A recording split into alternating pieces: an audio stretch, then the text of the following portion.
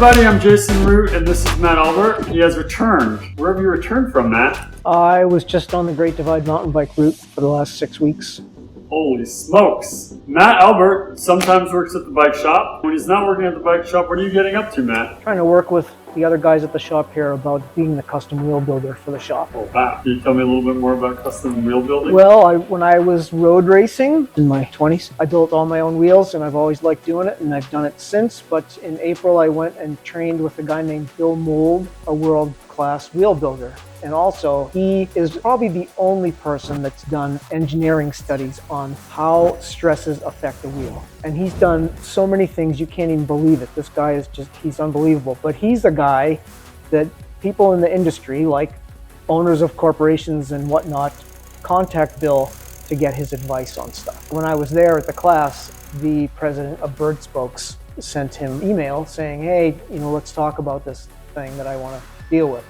So Bill is an engineer by trade, and he has done studies out the wazoo for everything to do with bike wheels. Now I know a lot more about how and why and what to do for certain things. The last time I spoke to you was via text, and you were on the Great Divide mountain bike route. You were having some despair, I think. You were having a hard time. You were like, I'm not really sure this is for me. I might just take a bus home or something. Yeah. And I was like, oh man. I saw some photos of you on Facebook, and you were looking super vital, and you had this healthy beard, and I was like, whoa. You made some friends. I was like, dang, the man pulled through. Yes. When I started the trip, I unfortunately was sick, and I think that had a much bigger effect on me than I realized at the time. So I started at the border of Mexico at Antelope Wells, New Mexico, and rode north, and the first 4 to 5 days were just so difficult because it was enormously hot, over 95 degrees every day, except in the morning. Third morning, maybe, it was 37 degrees. And then you gotta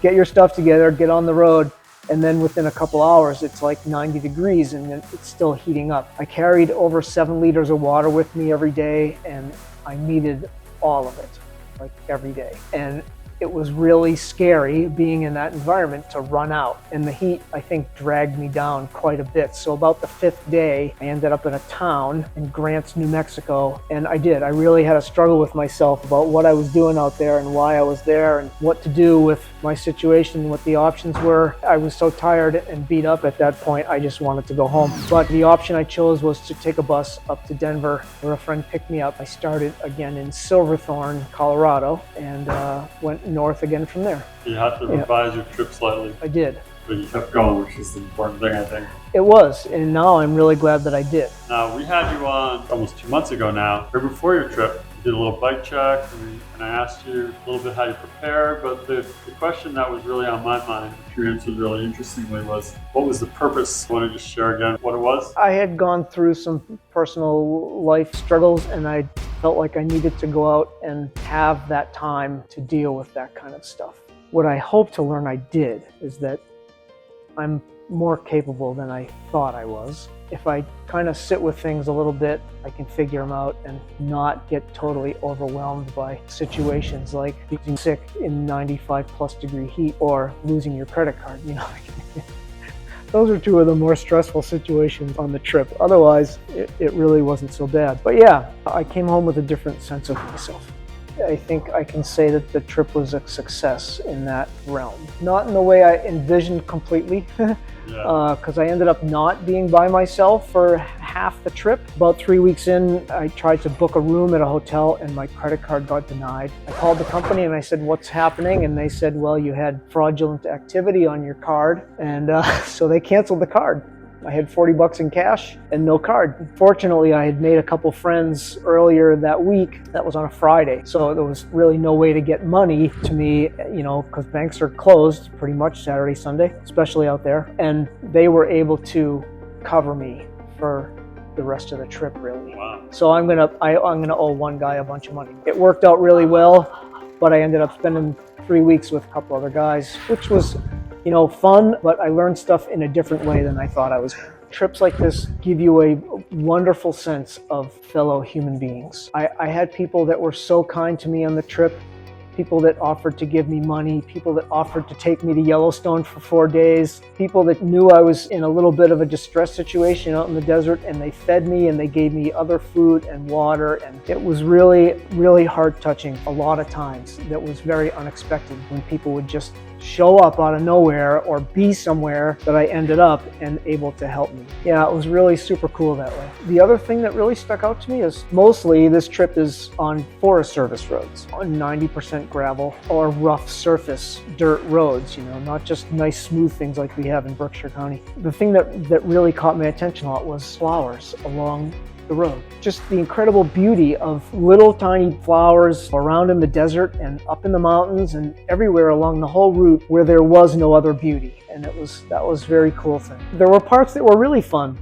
and then there were other parts that were really hard. But when you look back, now you go, oh, I'm sure there's a lot of people, if you're watching this, that are athletic and you've been athletic in your life and you've done some activity. It's been super difficult while you're doing it. And then you get done and you think, well, maybe I could have gone 5% harder. Like when you look back, you sort of get tricked a little bit at times, but there were definitely times where it was super difficult, almost more mentally than physically. The route is not, there are times and it's physically very difficult, but you can get through them as long as you're reasonably fit. When I looked at the average feet per mile climbing on the route, it was only about 75 feet per mile average. There was Fleecer Ridge in Montana that I had to get off the bike, push the bike 20 steps, grab the brakes, catch my breath, push the bike 20 steps, grab the brakes, catch my breath, because it's so steep. It took me an hour and a half, hour and 45 minutes, something like that, to get up this 1.5 mile climb.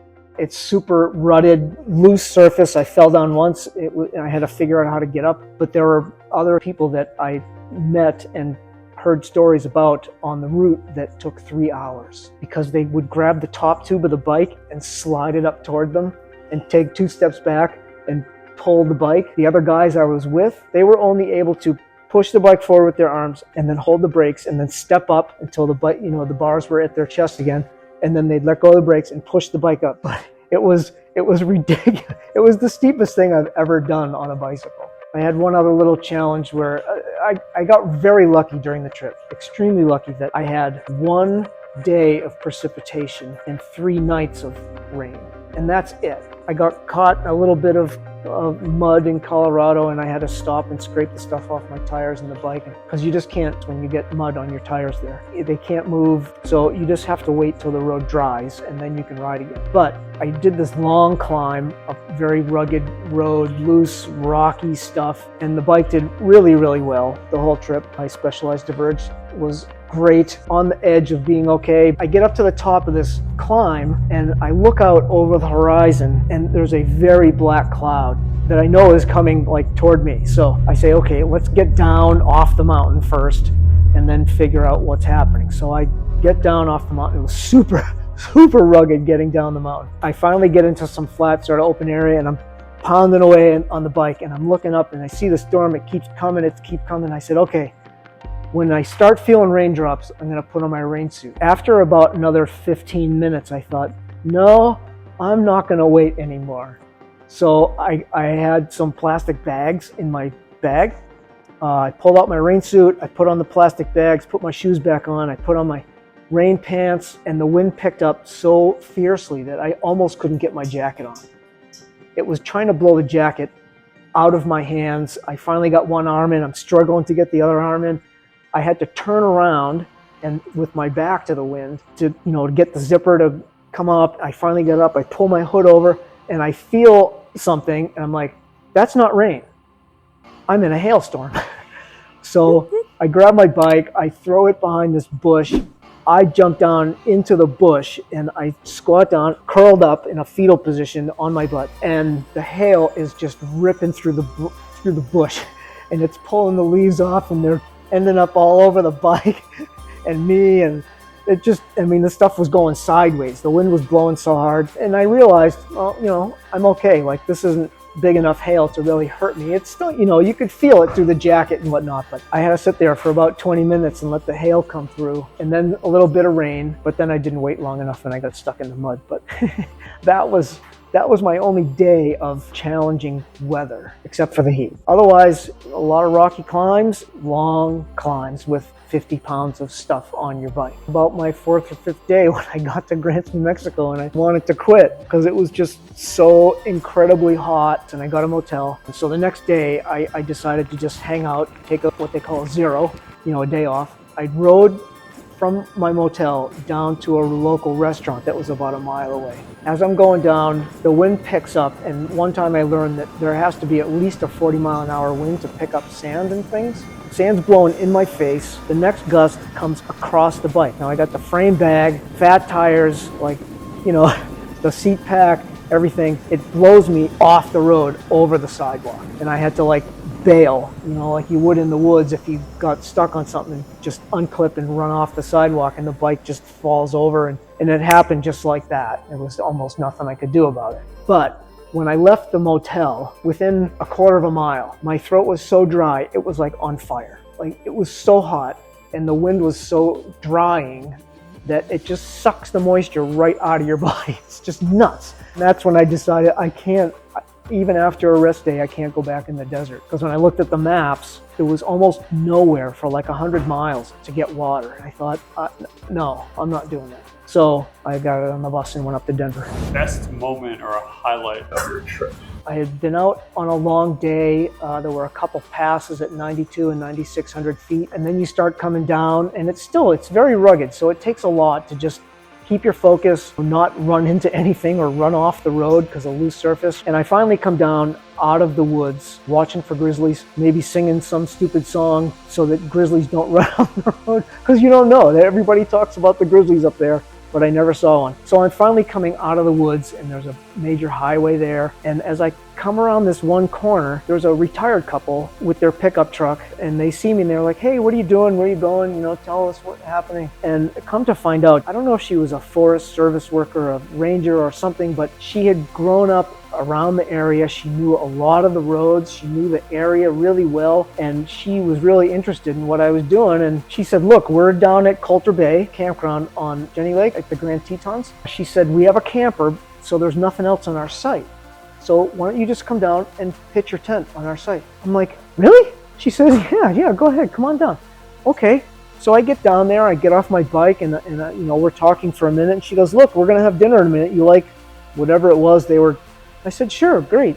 And they fed me, and we hung out in their screen tent, and we talked for a few hours about where I was going and what I was doing, and I showed them all the maps, and she was, they were very interested people. And the next morning, they invited me into their camper for tea, and we talked for a while more, and they said, "Hey, we're going to Yellowstone for 4 days. Why don't you come with us?" I'm like, I just met these people, and they're going to take me to Yellowstone.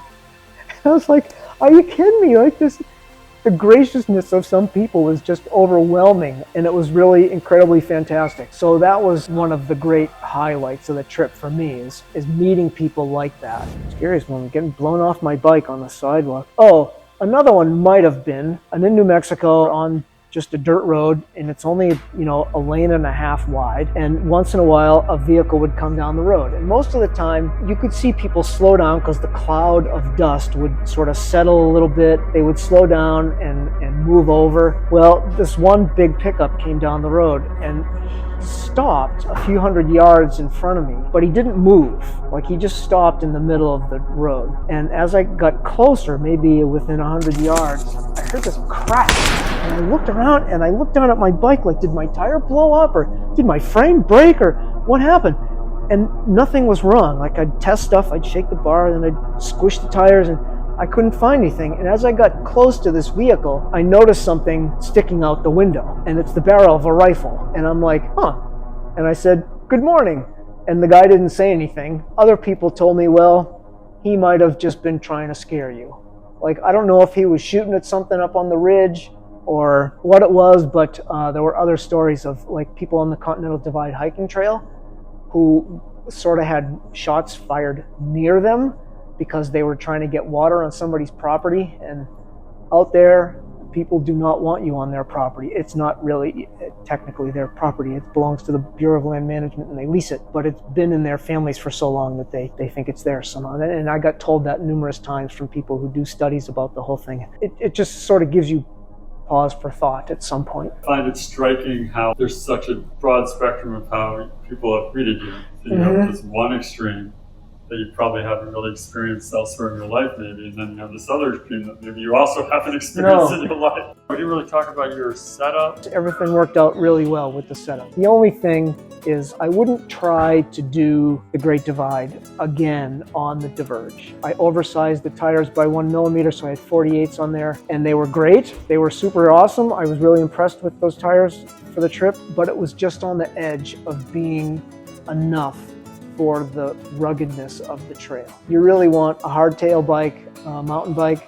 Front suspension would be great. There were multiple people that had suspension seat posts and or a suspension stem, but the volume of the tire will make a huge difference. I've learned that over the last few years. So you run 2 1s, 2 2s, and it will be a much better situation, especially on the downhills. What gearing did you use? I ran a 2x11 setup with my Diverge. The GRX stuff was awesome.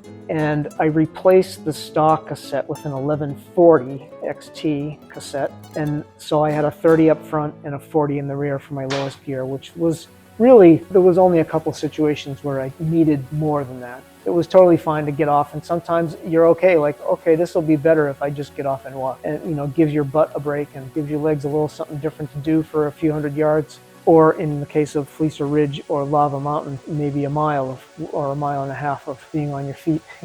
Go out and have an adventure on your bike.